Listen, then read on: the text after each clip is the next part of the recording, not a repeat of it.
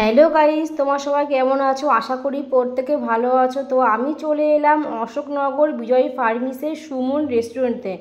আমরা তো অনেক ধরনের বিরিয়ানি খেয়েছি, কিন্তু এখানে নতুনত্ব বিরিয়ানি পাওয়া যাচ্ছে, মিল্ক বিরিয়ানি।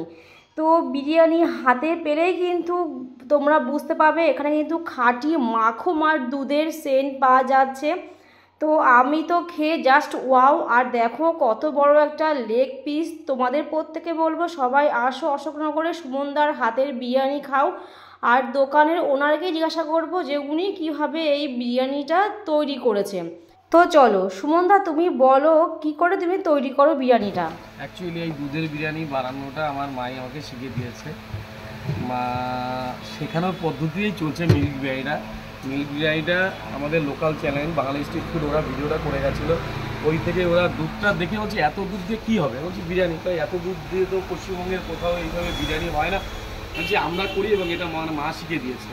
মা আমাদের মধ্যে নেই, মা গত 3 মাস হয়েছে মারা গেছে।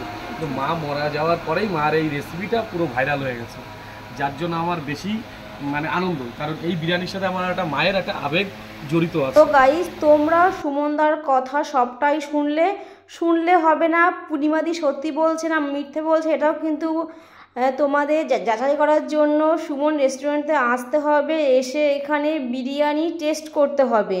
তো আমি আর আমার হাজব্যান্ড চলে এসেছি আজকে দুপুরবেলা। আমরা তো হাতে করে নিয়ে রুমের মধ্যে বসে ধীরে সুস্থে খাচ্ছি আজকে দুপুরবেলাটা জমিয়ে। তো তোমরাও প্রত্যেকে চলে এসো, জাস্ট অসাধারণ ওয়াও খেতে। দেখো সুমনদা কিন্তু নিজেই কিন্তু এখানে সার্ভ করছে, আরও লোকজন তো আছেই রাখা।